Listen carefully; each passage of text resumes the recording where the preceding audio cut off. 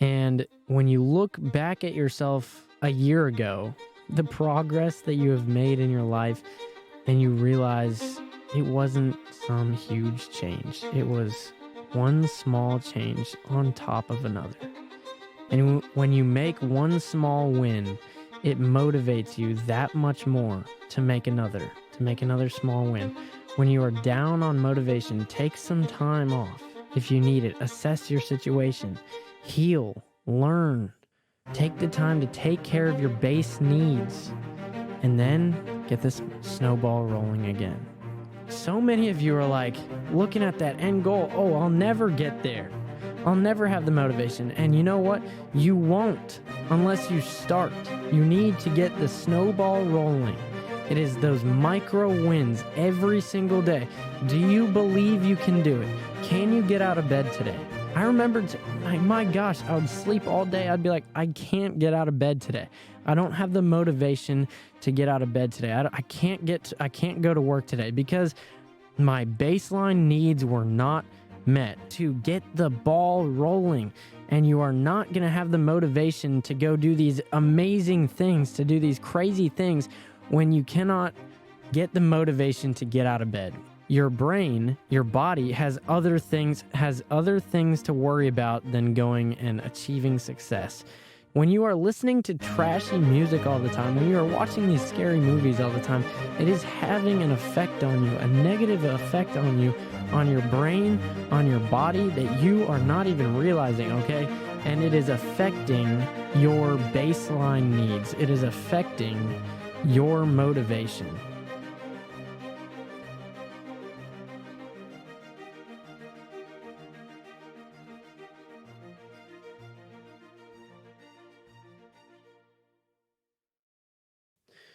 All right, my friends. Oh my goodness gracious, am I excited for this episode today. If you enjoy today's episode, I really would love to hear what you are thinking. Please, for the love of Jesus, please let me know your thoughts on this episode. You can text me, DM me on Instagram at Alpha Insight Podcast. I want to hear your feedback. Also, if you have any other topics you want me to discuss, please let me know what you think, because I like to get feedback and I don't get anything from you guys. So I would really appreciate that. Also, if you do enjoy, please leave a rating or review on whatever platform you're listening on. That would be awesome. Also, to some of you guys, I know I personally like to listen to podcasts on YouTube. I don't have video content up yet because it's a whole nother editing process. But my podcast is on YouTube as well. Just type in Alpha Insight Podcast and you'll be able to listen on YouTube if you like to do that. So please let me know what you're thinking. Next topic ideas and whatnot. But without further ado, I'm your host, Jameson Reiling, and let's get into today's episode about motivation.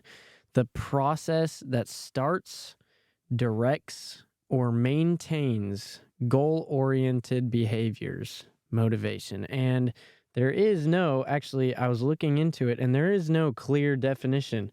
There's actually several different definitions of motivation, but this is what I went with. The process that starts, directs, or maintains goal-oriented behaviors.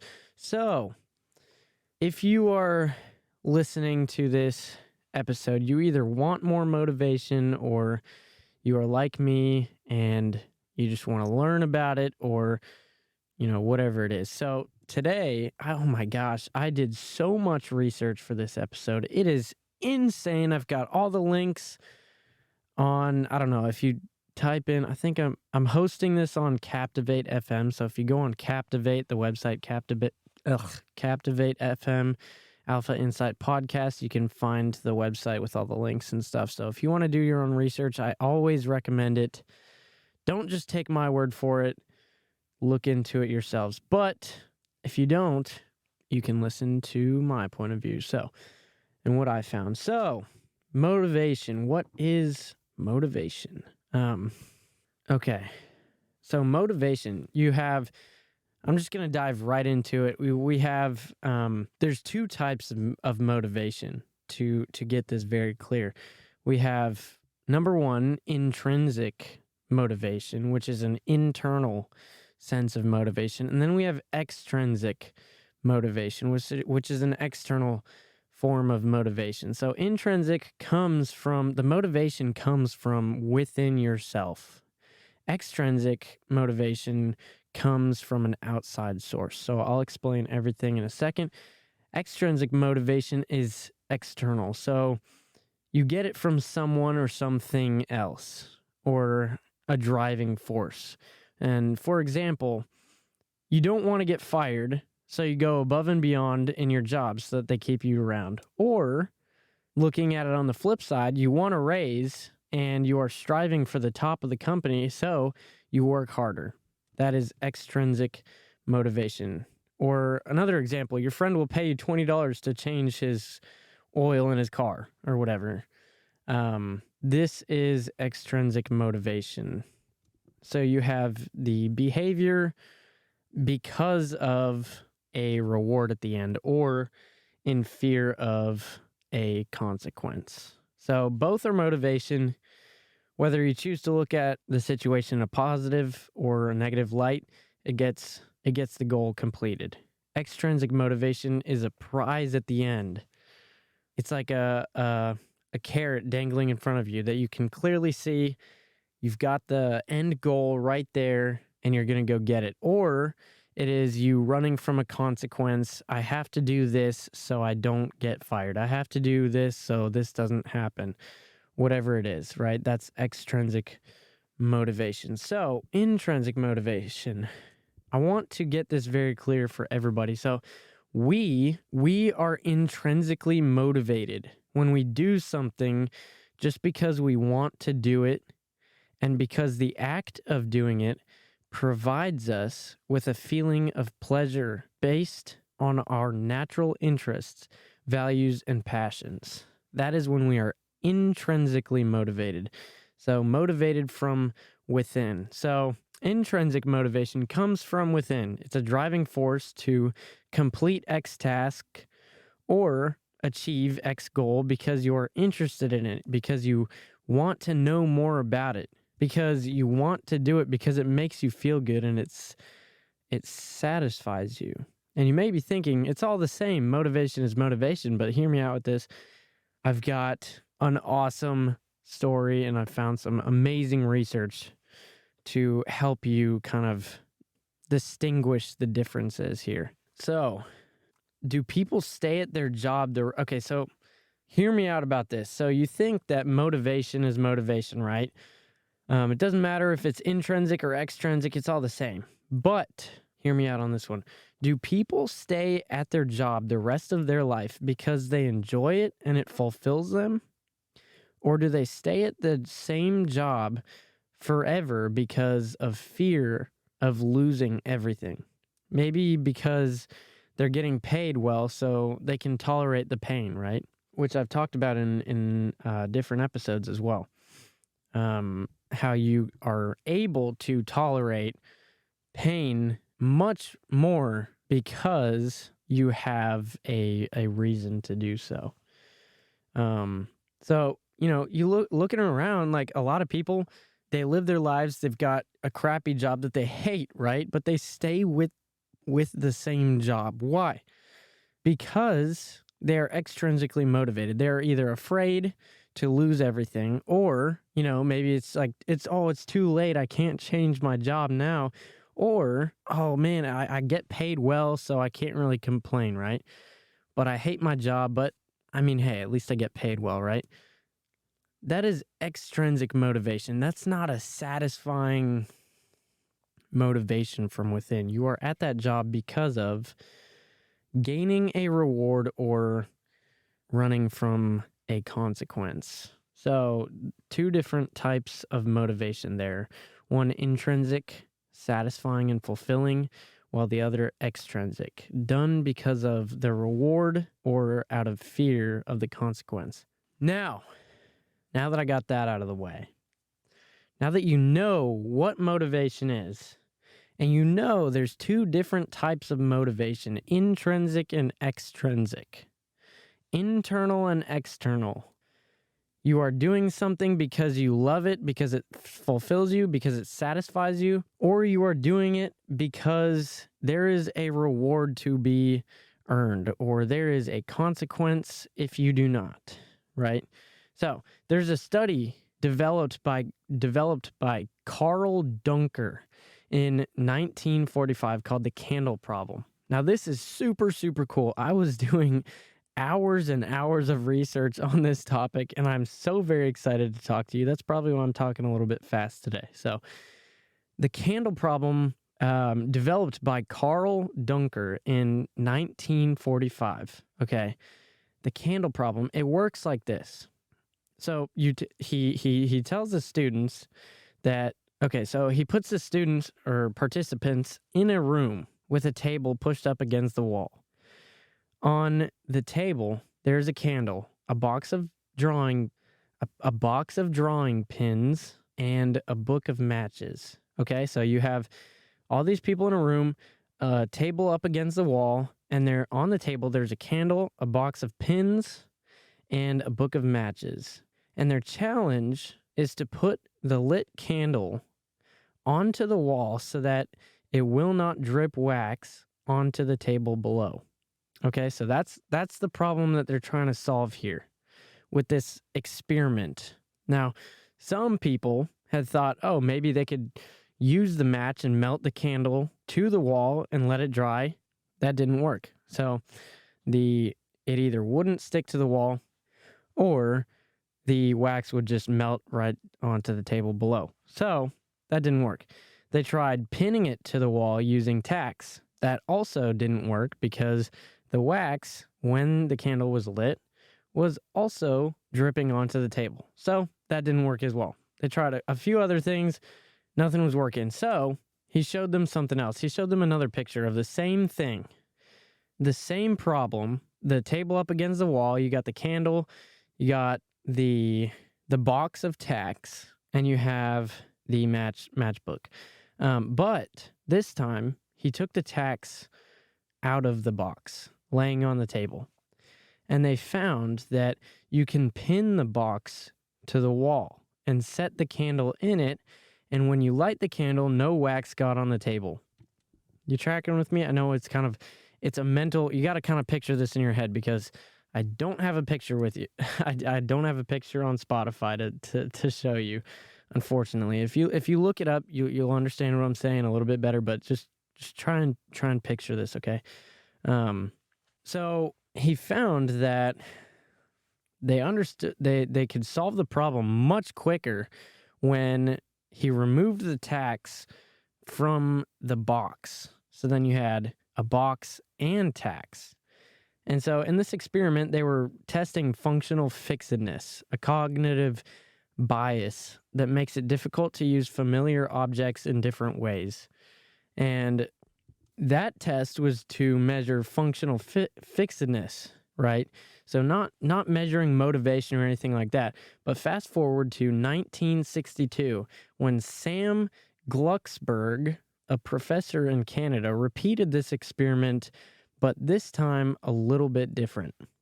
Sam, he had two different groups of people, both solving the same problem, the candle problem. Now, group one, he told his participants he would time them to see how quickly they could solve the problem to establish norms and averages on how long this problem takes to solve. Group two, he gave incentives, telling them, if you get within the top 25% on time, I'll give you $5. If you solve it within the quickest, I'll give you $20, right? So he gave incentives to group two. Now, what was found was group two took an average of 3.5 minutes longer to solve the problem than group one with no incentives. This test was repeated several times with similar results. Now, you may be wondering why the group that had the incentives it took longer to solve the problem. That doesn't make any sense at all. You'd think that if you were motivated externally to get X reward, to get that $5, to get that $20, you'd be much quicker at solving this problem. But that was not the case. So companies these days all work on this extrinsic point of view. Do a better job, get paid more money. Don't do what's required, get fired. But there's a lack of creativity. So Sam Glucksberg repeated this experiment almost the same way, but this time group 1, just the timed group, and group 2, the incentivized group. But on this experiment, the tasks were already placed outside the box. Okay, so in the first experiment, the tasks were already in the box. Now he's repeating this experiment, but he already places the tasks outside of the box. Okay. And on this experiment, group 2, the incentivized group, destroyed group 1 in time, did much better than group 1. And what was found in conclusion was that if then rewards work, as long as the tasks involved are mechanical skill with a simple set of rules and a clear destination. So if you are being extrinsically motivated to do something, which is most of our lives, most things we do in life, honestly, are extrinsically motivated. And so what was found was when you have this if-then reward, this extrinsic motivation, right? You do much better at solving the problem when it is a simple set of rules and a clear destination. And higher incentives lead to better performance. Because when there is a reward, it narrows your focus. It concentrates your mind. But once the tasks call for rudimentary cognitive skill, higher incentives lead to poorer performance. For the real candle problem, where the tasks were already in the box, right? You need a wider range of focus. You need to look outside the box to solve this problem. You need to use your creativity, your imagination to figure out, how am I going to solve this problem? But with the tasks already outside the box on the second time going through the experiment, it was much easier to solve. Now, think about your own job, okay? Think about your own life, your own candle problem. Everyone has their own candle problem in their own life. When solving a problem in your own life, the solutions are not defined. They're often surprising and not at all what you thought it would be, right? Candle problems of any kind, if then rewards, don't work. I'm hoping you're tracking with me. It's a little bit harder to explain this without a visual representation, but hear me out. Just track along, okay? And if you need, you can look up a picture of the candle problem. That'll make it so much easier for you. So, what was found that, candle problems of any kind, if then rewards don't work. And incentives result in a negative performance. This is not a theory. This is a fact. So now that we know the solution is not to entice people with a sweeter carrot or threaten them with a sharper stick, we need to use intrinsic motivation to solve problems with no clear destination. So I'm going to give some more examples pretty shortly, but oh man, okay, I'm doing good on time. So I hope that kind of cleared things up for you. So extrinsic motivation does not work when there is no clear destination and no simple set of steps that need to be taken.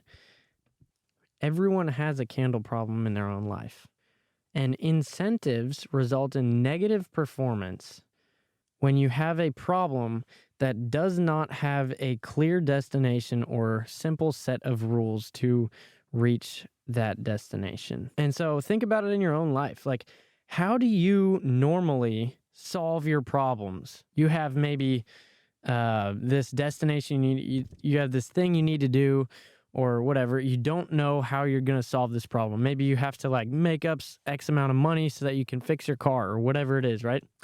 You have the problem. And a lot of times people will reward you to get to that destination, to solve that problem. But when you are incentivized to do something, when you are extrinsically motivated, or you are running from a consequence, like you need to fix your car or you're not going to be able to get to work, you're going to get fired, whatever it is, right? That is an extrinsic motivation. So when you are extrinsically motivated, it narrows your focus. And this is a fact. This was literally found in this experiment, in this research. So it narrows your focus. So that's why when you have a simple set of rules and a clear destination to get to, that is why extrinsic motivation is the way to go. That is when it works much better than intrinsic motivation. You get to where you need to go much quicker because it narrows your focus and you're like, boom, I'm going to get this done. You know exactly how to do it and you get it done. Intrinsic motivation is how we need to solve most of the problems in our life. The problems that need you to think, the problems that need you to think outside the box, to have a wider range of focus. They need that that intrinsic motivation. So I hope I'm making sense here. Intrinsic comes from within. It is a wider view of focus. Extrinsic motivation is so that you can solve X problem doing these exact steps, and it narrows your focus so you can, boom, get that done. I've got this to do. Boom, I got it done. So we need to use intrinsic motivation to solve problems with no clear destination. So self-determination theory and the notion of intrinsic and extrinsic motivation were first found to be argued as truth by Ryan and Dempsey in 1985.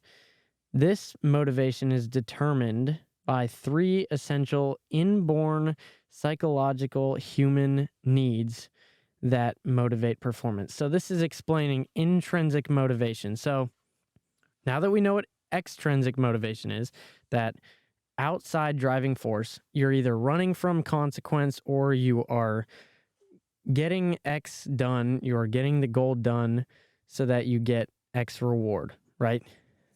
You are running from something or you are running to something with clear set of rules, clear destination, extrinsic motivation, narrow focus, boom.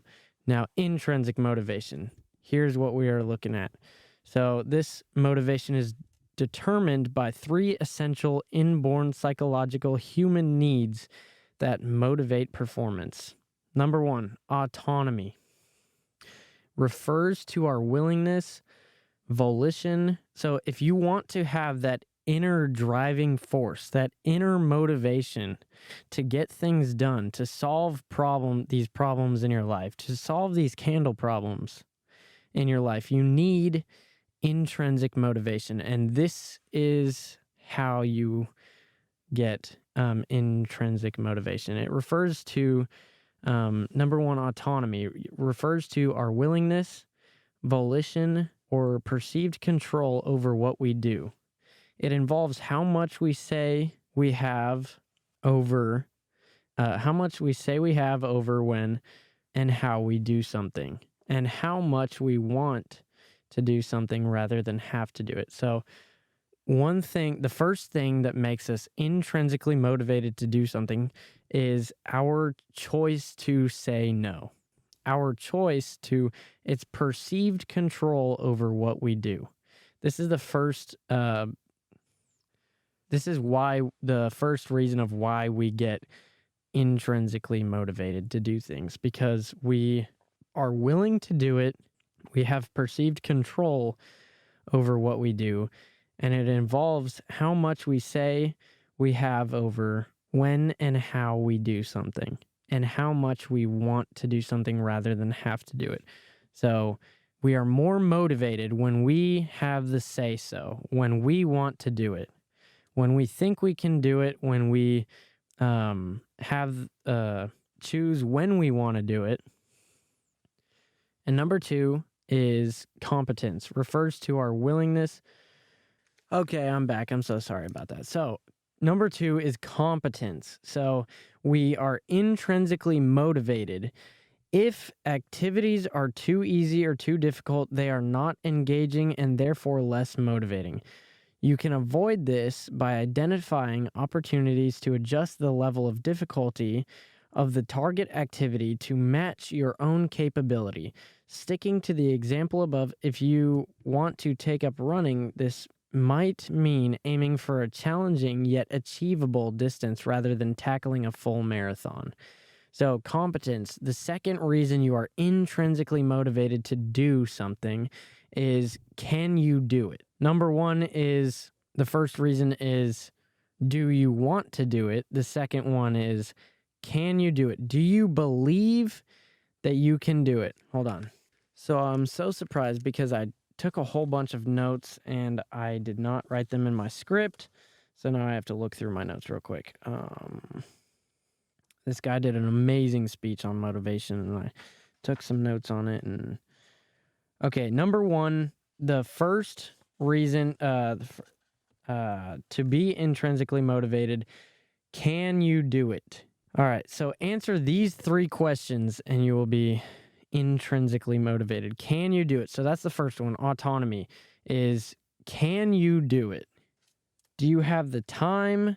Do you have the training? Can you do it? Number 2 is competence. Will it work? Do you believe that if you do XYZ, it will work?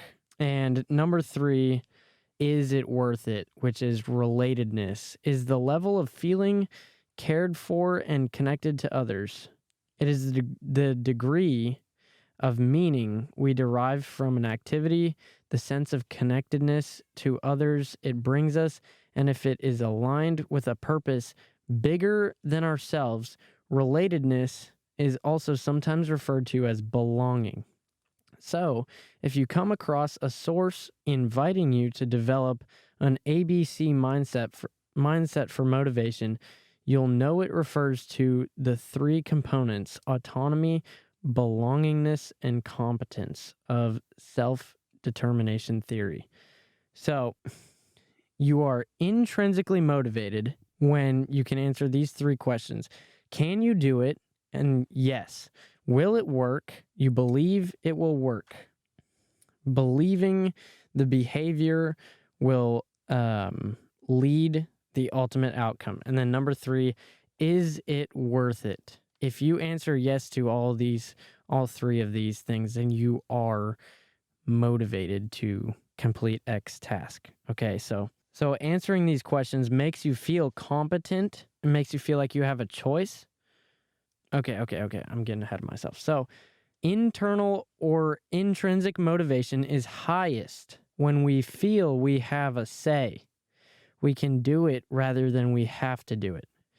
When we feel we can do it. So, number 1, internal or intrinsic motivation is highest when we feel we have a say. We can do it rather than we have to do it. Number 2, when we feel we can do it. I believe I can accomplish this goal. So usually it's pretty good when you set a goal that is hard to achieve, just outside of your comfort level, but still in a level where you believe you can reach it. And 3, when we have a community of others who learn from us and when we learn from them, we feel as though there's a purpose in what we do.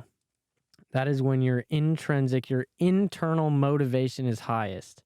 When you have a say, when you can do it rather than you have to do it, when you feel you can do it, and when there is when you feel there is a purpose in what you do. So most people are solving these candle problems using the wrong method. But we know, after looking at all this research, the best way to stay motivated and get hard things done is through intrinsic motivation found in purpose, not extrinsic motivation found in fear of consequence or in motivation to receive X reward. What is found was, so according to research, you won't just be motivated to do hard things. And if you want to stick to hard things, they need to be meaningful and purposeful to you. Because extrinsic motivation does not work most of the time. It does not work most of the time unless you have clear goal with clear set of steps to take to reach that goal. But that's not how our lives work. And so most of the time we're like, okay, if I get this thing done, if I can go do this, if I stick to my diet plan, whatever it is, I'll reward myself tonight. Or I have to get in shape so I don't become fat or whatever. We use this extrinsic motivation to get these rewards done. But what was found is extrinsic motivation is not good for long-term goals. It does not work. It does not work. So most of the time we're sitting here like, I'll reward myself with, if I can stick with this plan for 3 months, whatever it is, I will go on vacation by the end of this 3 months if I can stick with it. But what is found is that oftentimes does not work. And in order to be motivated to stick with something, you need that intrinsic motivation. So why many people quit their New Year's resolutions or the gym so quickly, I'm going to use the gym as a reference just to make it super easy for everybody to understand, is because they have a boost of extrinsic motivation. But that motivation, as we discussed earlier, is only a short burst made to get you from point A to point B quickly. So you don't want to go to the gym this morning. Oh man, you're dragging your feet. You listen to some, you're like, you know what? I got to get in the mood. You listen to some super motivational YouTube video and you're like, yeah, I got this. If you don't do this, you're a little, whatever you're telling yourself. Or if you don't, you have to do this so you could get those gains, so you could look amazing. You get to the gym and you do it, boom. That's a quick burst of motivation. You got it done. And for example, most of you know my story.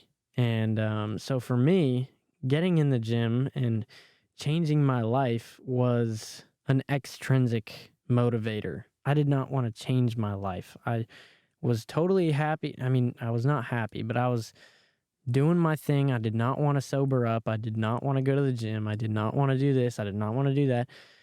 It was an extrinsic motivator. I had to change or I was out of the house, right?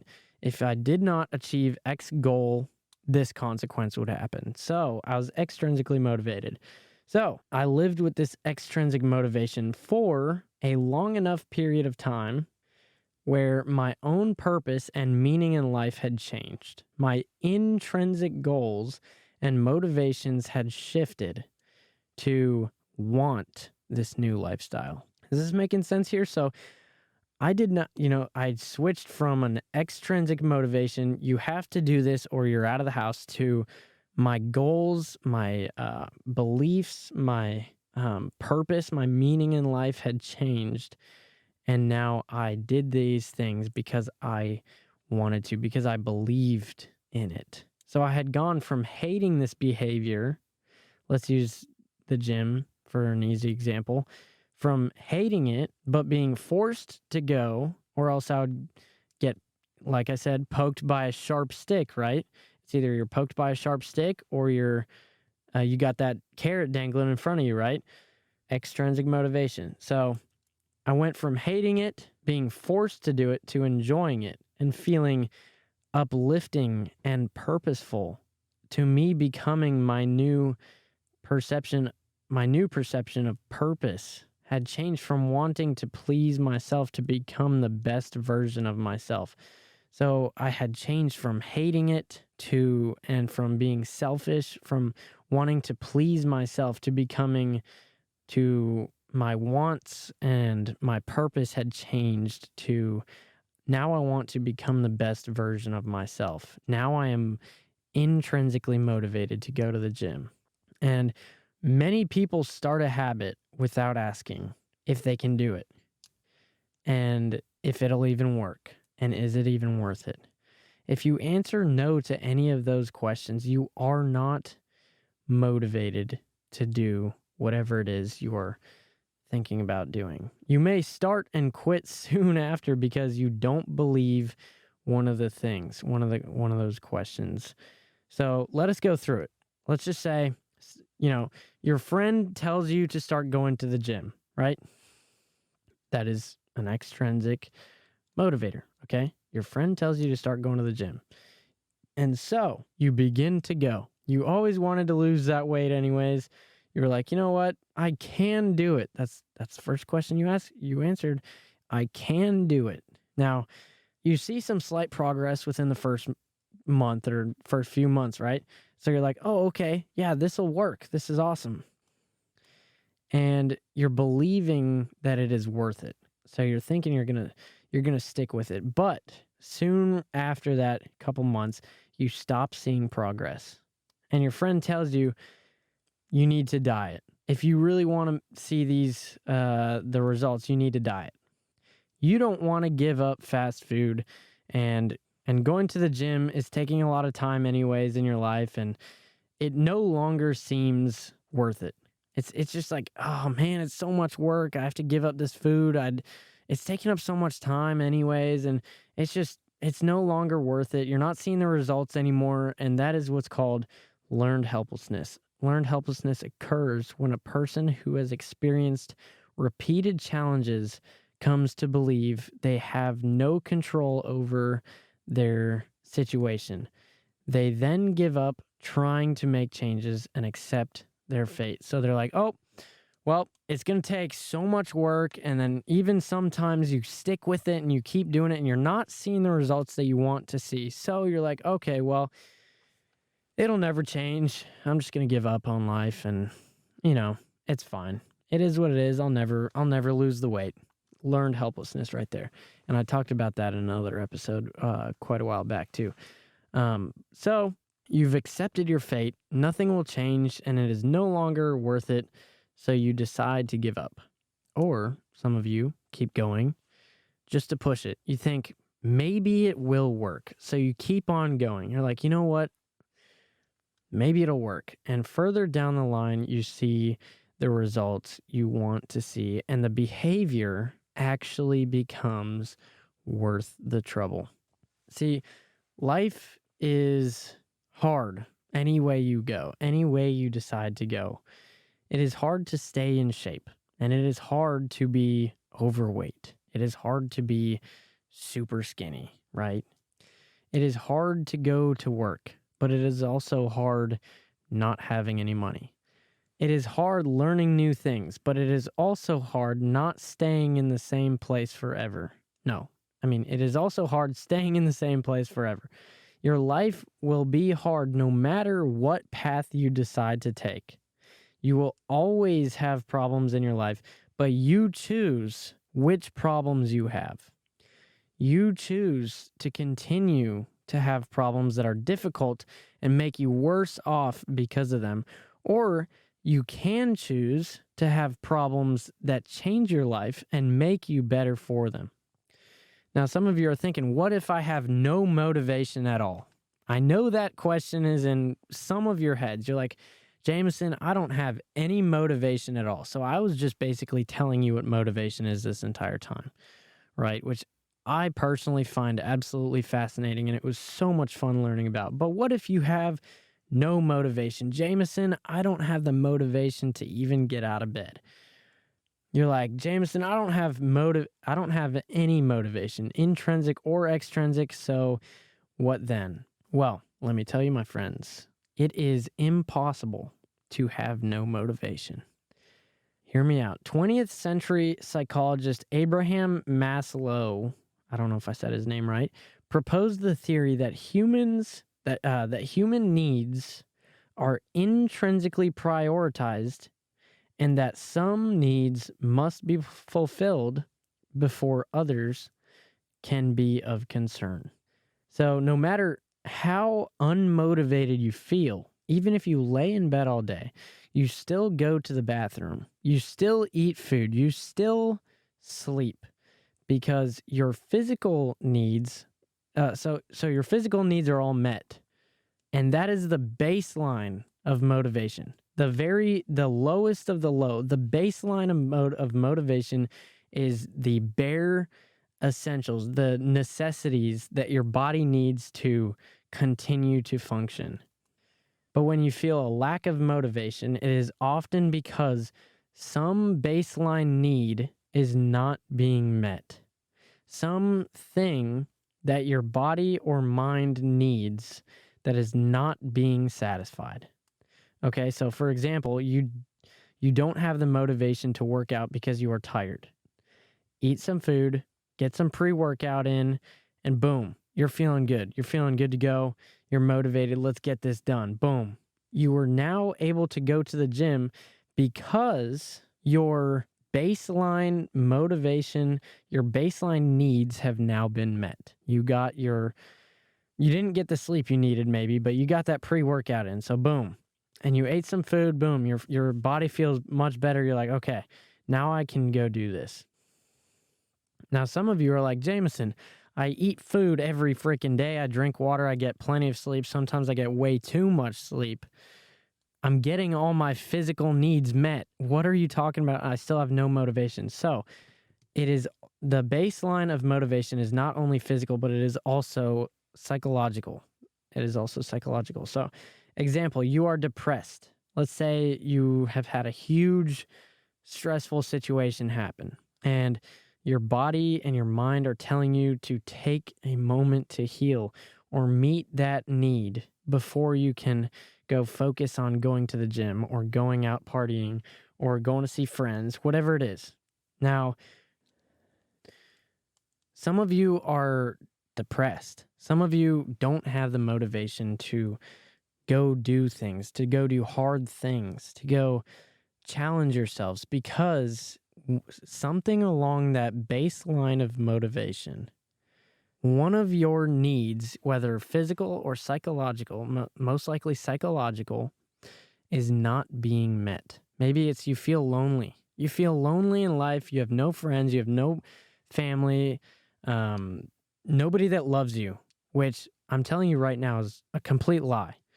But you feel as though nobody loves you. So that is a psychological need that needs to be fulfilled, needs to be satisfied. And without that being satisfied, you are not going to focus on, oh, I need to get in the gym. Oh, I need to go work on I need to go become a better person. Like, you're not going to work on these other things that you need motivation for when your baseline is not being met.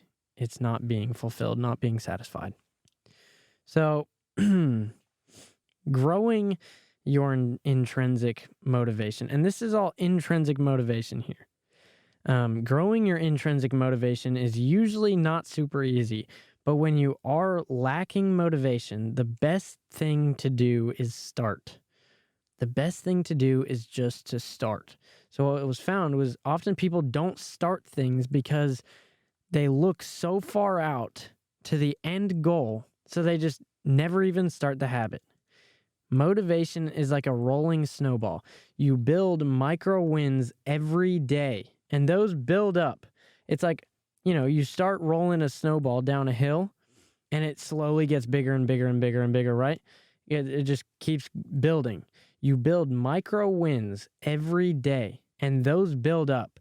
You become 0.1% better every day. And before you know it, you have made so much progress without even realizing it. You look back at yourself a year ago and the progress you have made in your life and realized it wasn't some huge dramatic change. It was one small change on top of another.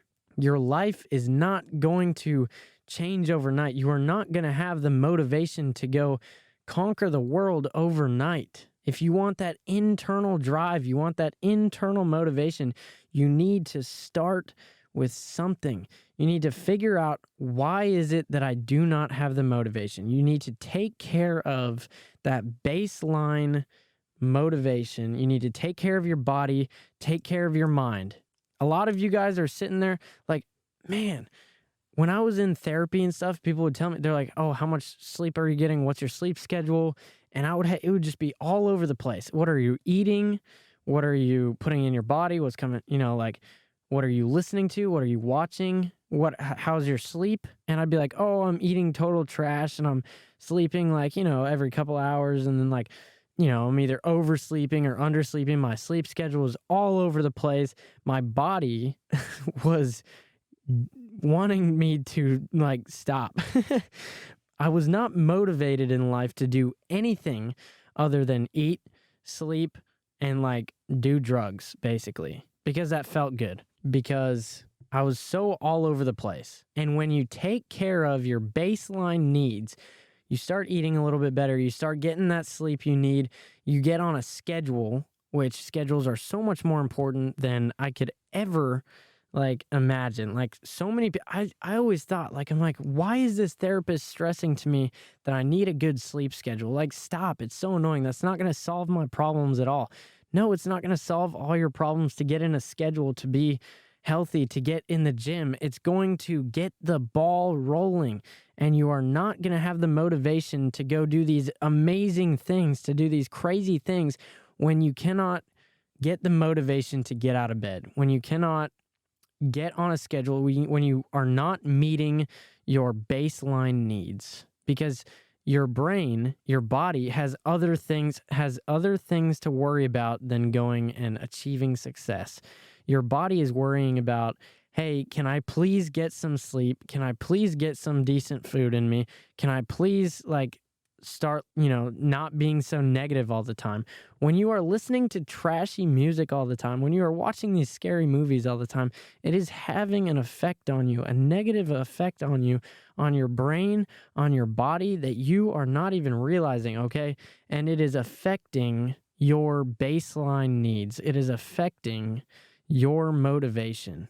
You are choosing. Your lifestyle is going to affect your motivation. And you wonder why you can't get out of bed.